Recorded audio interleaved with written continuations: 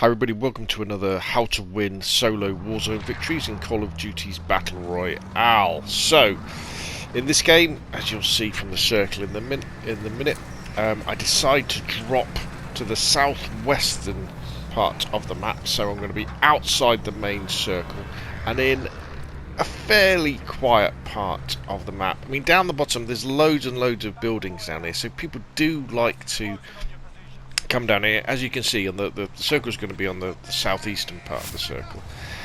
The idea of doing this is so that you can loot up in safely. You just got to bear in mind that with 150 people on the map, with any sort of flight path that is anywhere near the middle, you're going to end up with a fairly common and a fairly equal distribution of players around the map. Now, as it so happens, there's a new call out now where it says enemy player incoming. So if somebody's parachuting in near you, the game warns you, which is really cool. So I see this guy, and the game's really laggy at this point, but I managed to take his armour there, take his second armour off there, and then I think, well, let's go and kill him. Then he decides to try and challenge me, and we get him. Then it's just time to loot, to gather as much money and stuff as I can. In this loot box I managed to find a P90, is it the dry heat? Really good early game submachine gun this.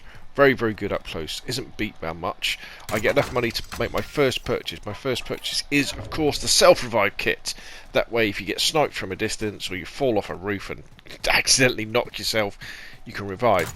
Still loot on the way, and then I get my second priority, which is a gas mask. I always start with those two things, and then I rely on a supply drop coming in. Now, I've grabbed a contract here, because the beauty with the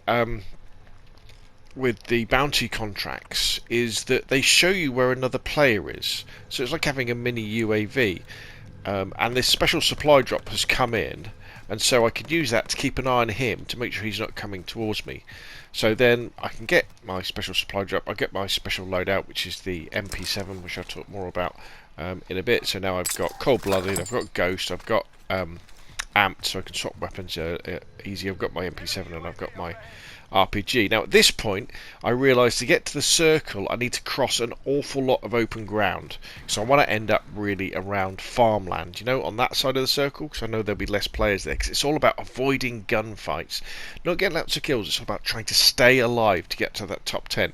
So the best decision here is to not risk it and just get in a TAC rover, get in one of these jeeps or any other vehicle and use that to get to farmland, because it's much safer than running in, you know, as everybody's been squashed together and then being forced into gunfights, where even if you have an advantage in gunfight, sometimes you just lose. So I put the TAC rover in here, and I've got a heartbeat sensor as part of my loadout, so I'm just checking things out. Just remember, if players are running ghost, you won't be able to see it, and I'm kind of in the southeastern part of farmland here. Now there's a guy in this house opposite me, so I'm kind of a little bit obsessed with him, and I can see the little jeep that's outside as well, so I'm keeping an eye on what he's doing. The circle has now moved north, so I know at this point, if you know this map at all, and this is why map awareness is very important, think about the direction you'll have to go. Now the circle is moving, so I'm thinking I'm going to get this guy with my RPG when he runs out and tries to get the TAC rover, because he's got to move, he's got to use the rover, I think. And then what happens is, another important reason to have your headphones up loud, is this guy sneaks in on me and I shoot him. So now I know that if I were to try and run from where I am all the way to the circle, there's a lot of open ground, there's going to be a lot of people hiding in houses in farmland. So let's take the vehicle, let's move fast. You're taking a risk because you're driving to the centre of the circle. There you go, try and close the door, manage to reload instead. So it is a bit of a gamble that you're not going to run into a house that's already got somebody in it who's you know, hard scoping the stairs. But a lot of the time you'll find you'll get away with it, and basically I stay here until the circle starts to come in on me. And again, we're getting into the final circles now. I'm still in the circle. I put a little marker in the middle, and all I'm doing is I'm just constantly keeping an eye on the buildings around me, using my heartbeat sensor to make sure nobody's creeping up on me, you know, using my scope just to do that. Right, so we're into the end game now. We're into the sort of the last 5 minutes. As you can see, now I'm outside of the circle, so I now need to think about how I'm going to be moving in. So I'm using my heartbeat sensor. Now, This is why the MP7, this particular type of MP7 that I've set up, is, I think it's really good for Warzone, especially Warzone solos. It's not particularly good for multiplayer when you set it up like this, but the idea is that you're creating an MP7 that is better at medium range, because I think in Warzone your primary weapon must be excellent up close, and the MP7 can't really be outgunned by very much. Maybe the P90 or a shotgun up close may beat it, but in 9 times out of 10, if you get into a gunfight in close quarters and you've got an MP7, you're going to kill them because of the fast rate of fire that it has. Now then what I do is then I then add I think it's the strike barrel to give it more range. I add the monolithic suppressor to get us off the mini map and to give it more range, more damage. I use the vertical foregrip to cut down on recoil. I use the 60 round mag so I can take down several enemies at once, and then I put the flip sight on it, which gives me a 4 times or a hollow. And you'll see in the run in here to the final victory that I'm just about to kill 2 guys in a row, and this is the beauty with fitting the 60 round mag on it. Again, see those guys aren't using suppressors, so I can see them on the minimap. I know there's 2 guys over there because they're shooting at each other, and I can take them out. Now, as I said, if I run this in multiplayer, it's too slow. The aim down sight is too slow, and I'm not mobile enough to run around and shoot people in multiplayer. However, in Warzone it's really good because you've got that extra time between engagements. That having a super duper aim down sight speed doesn't really matter because you're engaging people. So here we go. So we take out that guy jumps down, and we've got more than enough ammunition to finish them off. And we would have had some spare.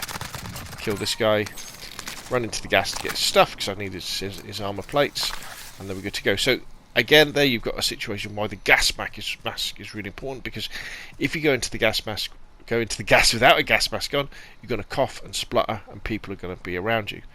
As I said before, so I've got the MP7, I've got the RPG, I've got my heartbeat sensor so I can see where people are, so I know there's someone inside that building. I don't want to be pushing inside because he's probably watching the exits, and he may even have heard me. You'd have heard my suppressed gunfire, so he knows where I am. So now it's all about minimap awareness, thinking about where other players will be as we go into the final circle, and thinking about where the circle might end up and where I want to go. Now, I don't want to go through the building, I just want to creep around the outside. Now, I know I've still got my gas mask, so doesn't really matter if I go into the gas a little bit, but just listening out. And there you see, the MP7 taking someone down very, very easily, just using the hollow. So now I can hear someone to my left who's coughing and spluttering.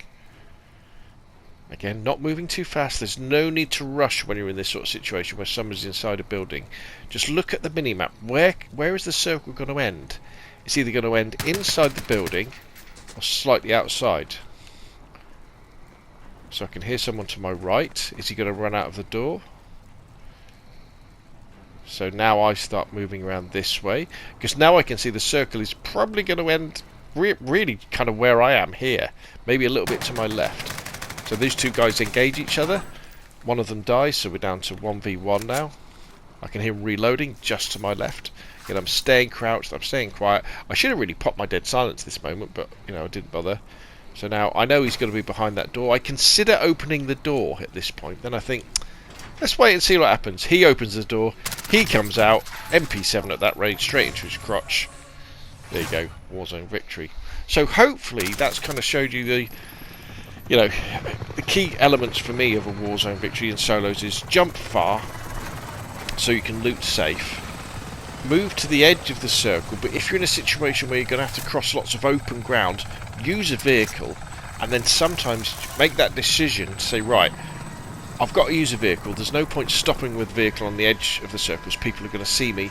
So instead go to the centre, guard the centre, and then move in nice and stealthily and pick people off. And as I say, if you're using something like the MP7, which can outclasses almost any other gun at close range, most of the time you're going to be good. There's going to be situations when you're in an open final circle in the woods where it's maybe not going to be that good, but that doesn't happen that much in solos because everybody's creeping in on each other.